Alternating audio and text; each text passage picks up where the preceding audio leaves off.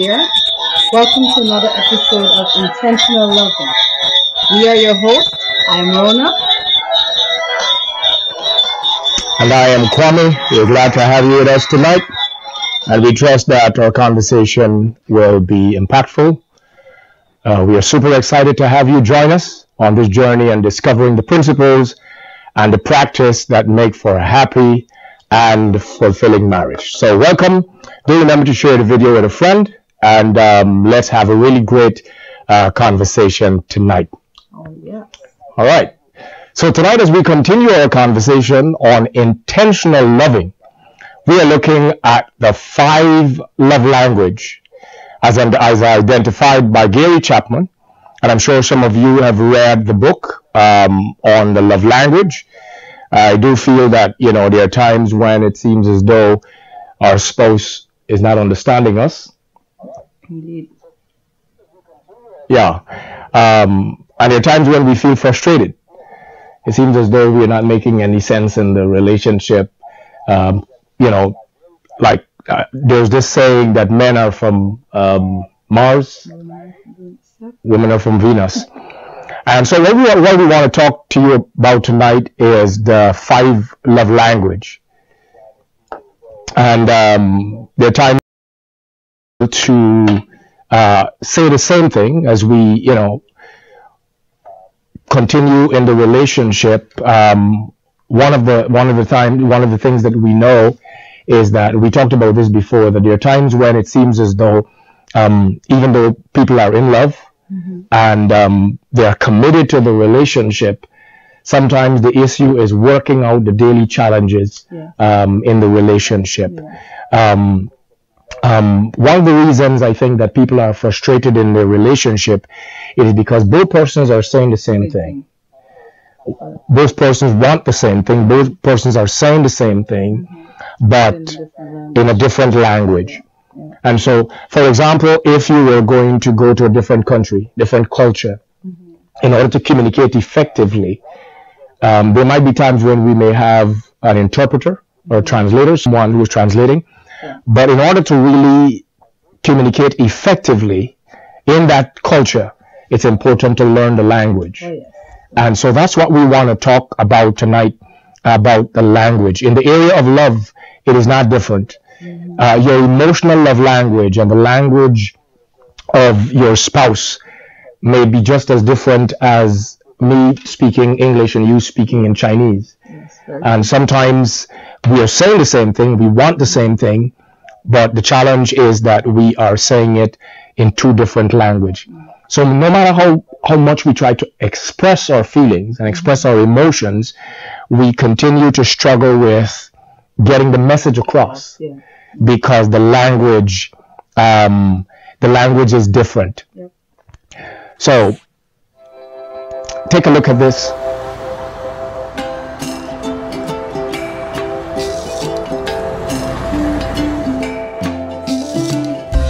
Remember the past we both endured, a loss of affection with loss of words.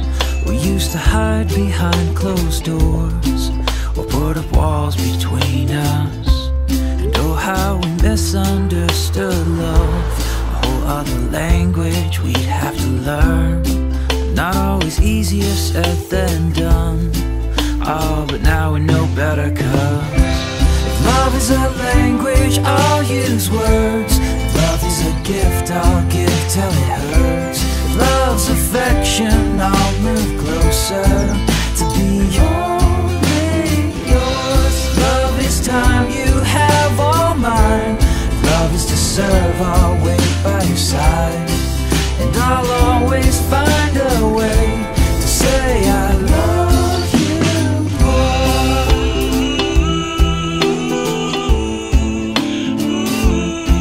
I'm in love, I'm in love, I'm in love with you.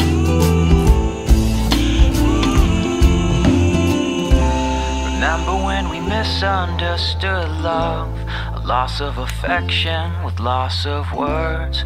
We'd run and hide behind closed doors or put up walls between us. Not always easier said than done, with a whole other language we have have to learn, and just to steer us back on course. Yeah, but now we know better, 'cause if love is a language, I'll use words. If love is a gift, I'll give till it hurts. If love's affection, I'll move closer to be only yours. Love is time, you have all mine. Love is to serve, I'll wait by your side. And I'll always find a way to say I love you more. With a touch, with a gift, with a song or a kiss, we're speaking the same language. And I love you more. On the call, every take, every chance that I get. All right, so I'm not sure, we seem to be having some technical difficulties. I hope you can hear us now. So the first love language we want to talk about tonight is words of affirmation. Words of affirmation. Mark Twain says, I can live for 2 months on a good compliment. And I think that's quite interesting. There are times when sometimes we struggle with paying each other compliments in the relationship, but many couples have not learned the tremendous power in really verbally affirming each other and being able to, yes, how important it is to verbally affirm each other in the relationship. Verbal compliments or words of appreciation are powerful communication tools of love. And so that's, I think, really, really important to understand. What are some of the words of affirmation, verbal affirmation, you think that helps in the relationship? Well, for instance, tonight I must say that you look so sharp in your suit. Well, thank you. You know, those are some words we can say. You look sharp in your suit. You know, you look fabulous in that dress. Wow. I really appreciate what you do for our family. You know, thanks for helping out with the dishes or dinner. I want you to know that I don't take that for granted. I appreciate it. Those are some little things that we can say to each other to, you know, make an emotional high for a month, as Mark Twain says. You know, so I think that's very important. Compliments go a long way. And, you know, we've been talking last week and the week before about the love bank and persons making impression on you. So, you know, if you want your spouse to remain, you know, on a high for the rest of the month or for the week or even for the day, let's start with baby steps. You know, start by paying them compliments daily, weekly, monthly. Yeah, goes a long way. Yeah. So why is it so important and to be intentional and deliberate about using words of affirmation? Words are important. See, the wise man Solomon says in the book of Proverbs, he says that the power of life and death is in the tongue, which I believe is implying that we have the ability to infuse life into our relationship or to speak death in our relationship, because people respond better. People respond better to words of encouragement than to words of complaint. People respond better to words of encouragement than to complaints.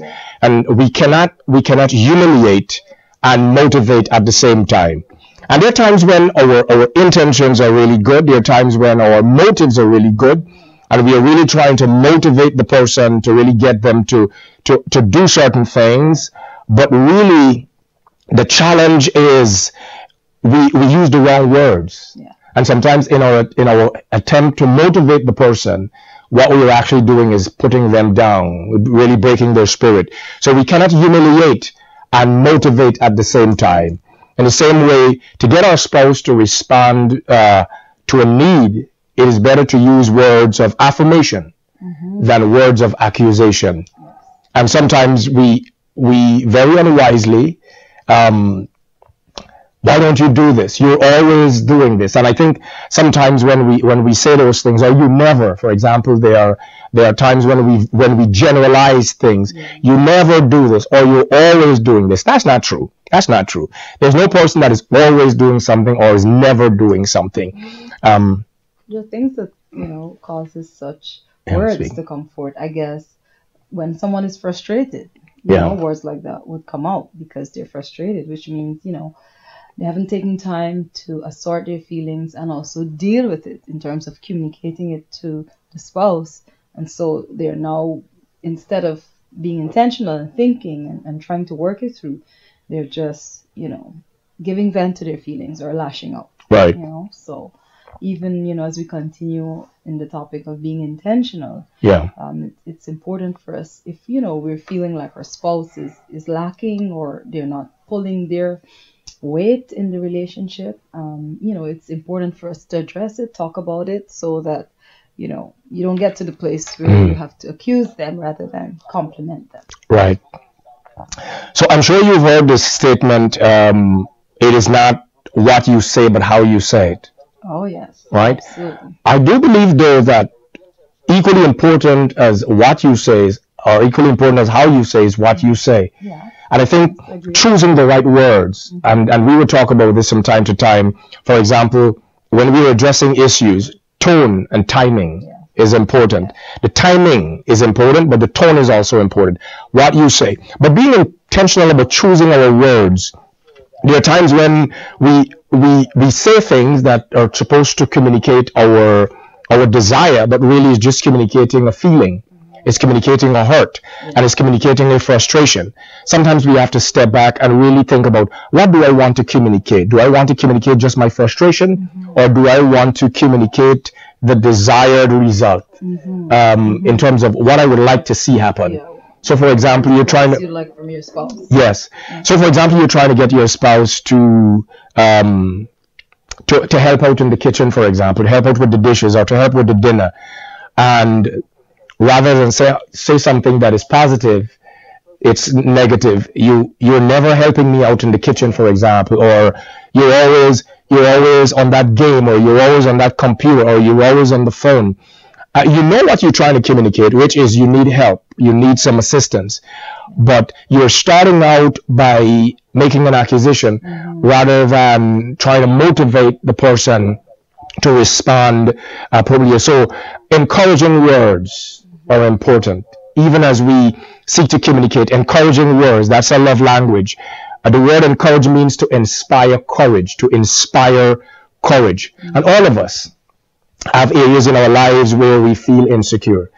Even the most confident of us. Yes, that's true. But if I want to stick a pin and say that, first of all, before you give encouraging words to your spouse, you first of all have to encourage yourself. In order for you to feel frustration and not communicate that to your spouse, you first of all have to then encourage yourself. Out of the feeling of being frustrated and wanting to give vent to that frustration in terms of how you relate to your spouse. So you first of all have to give yourself a check. Like, you'd often say a checkup from the neck up. You have to have a moment where you just do a check-in with yourself. Right. And, but a lot of times it's human to just want to get it out. Right. You don't want to take the time. It's not normal to take the time to pause, to check in with yourself and say, you know what? This is what I really want, but I'm not going to communicate it in this way. I'm going to communicate it this way. Right. Or choose the better way. Right. A lot of times it's difficult to do that, and that's why. But do we really take time? Intentional. Do we really take time to decide what am I going to say? How am I going to phrase it? How am I going to? Do you think people really give thought to really processing what are the words I'm going to choose? How am I going to put this over? I think sometimes people just simply blurt out the first thing that comes to their mouth, and they don't intend to hurt the individual. They don't intend to demotivate the individual, right? But they're not intentional in communicating. See, there are lots of us who are filled with potentials and abilities. Many of us, we have potentials and abilities, and there are things that we would like to do, and many persons have not really tapped into their potential because the people that they share relationships with are not motivating them by the things they say. They're constantly being beaten down by words. You're dumb. You can't do anything right. Why do you even try? And many persons are frustrated in relationships because they constantly hear negative words and negative words. So use encouraging words to inspire your spouse to reach their true potential. There are many persons who could be much further ahead in life if there was someone in their lives who was encouraging them to, really, you can do this. You can do this. Because sometimes I think even when we don't have confidence in ourselves, we have to really believe in someone else's confidence in us until our confidence really comes in, But I still think that it's important because, for instance, when we're dating or if we're going to do a speech, let's say we have to present a speech somewhere or make a presentation. A lot of times we're very intentional in preparing for that. Because for us, we're going to be in front of the camera maybe, or, a lot of persons will be looking at us, and we're intentional in terms of the words we choose. But somehow, and this is dealing with communication here, but somehow when it comes to our relationship and relating to our spouse and even to our kids sometimes, it's hard because we're dealing with so many emotions and so many things that we're dealing with on a daily basis. So many stuff, mentally we're processing. And at that point, a lot of times we're not intentional in deciding what I want to say. Okay. And like you said earlier, what is the response I want? Because based on the response I want to get from my spouse, I'm going to be deliberate and intentional in what I'm saying. Right. And so even as we're talking to you tonight, we are learning. Even as we communicate with you, there are thoughts that are coming to us that is opening up a whole new wave of wisdom and understanding. Because you're intentional when you're dating. You're intentional. You stand up in front of the mirror and you think about how you're going to propose and what you're going to say. You did that? And you oh, come on. You're intentional about what you're going to say. I hear you. But life beats us down so much sometimes. The daily vicissitudes of life could be so difficult that the things that are very important, like communicating to your spouse, becomes, difficult to do, even though it's one of the most simple and almost mundane things. Yeah. And so that's why, it comes back to, I think I want to leave this word with us tonight to check in with yourself. Check in with yourself. Check in with yourself, because I think that's where we get into a lot of trouble, when we don't check in with ourselves and we don't assert our feelings and we just let it go. We let it run wild. But to really be an encourager, to really encourage one's spouse, or to encourage anyone for that matter, requires empathy, which is the ability to really put yourself in the other person's place, and to really ask yourself, seeing the world from your spouse's perspective. Sometimes that's a hard thing to do, to really step over the line and see the world, see the experiences you're going through from the perspective of your spouse. And I think to really be a good encourager, or to use encouraging words as we communicate in our relationship, we must first learn what is important to the other person. What's important to the other person? What's important to you? What's important to my spouse, to my wife, to my husband? And when we are able to understand what's important, only then we can really give encouragement, because we understand why certain things impact on them the way it would impact on them. And so with verbal encouragement, we are trying to communicate things like, I know how you feel, and I care. I'm with you in this. I'm with you through this. How can I help? How can I make it better? How can I make it easier? How can I help you to become the best you? And I think that's so important, because we're trying to show that person that we really believe in them. And I think that's so important in the relationship, not just to say that, I support what you're doing, because it's one thing to say I support. That's kind of to just support your spouse. To my mind, it's somewhat of a passive position to take. Yeah. when I support you. Partners. Yes, we partner, so I support you. But really what I think is important is a deliberate investment. Yeah. Not just that I support you, but I'm going to invest in your invest in you being the best you. I'm going to invest in your happiness. I'm going to invest in you fulfilling and maximizing your potentials and your abilities. And so it's necessary then to really step over the line and see the world through the lens of your partner, your spouse, your husband, your wife, because then and only then we can really be able to give the kind of encouragement and use the kind of words that will build up, that will motivate, that will encourage the person to be the best person that they can be. And so I think it's so important for us to really tap into the principle of understanding the love language. Yes. Because we could be saying the same things, but missing each other all along the way because you are not understanding the language in which I'm speaking.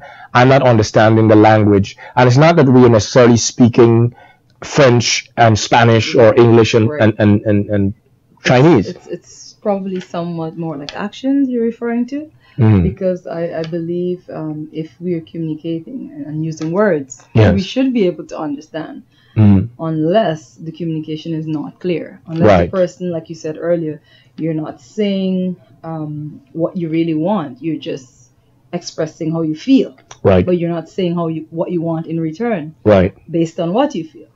But I think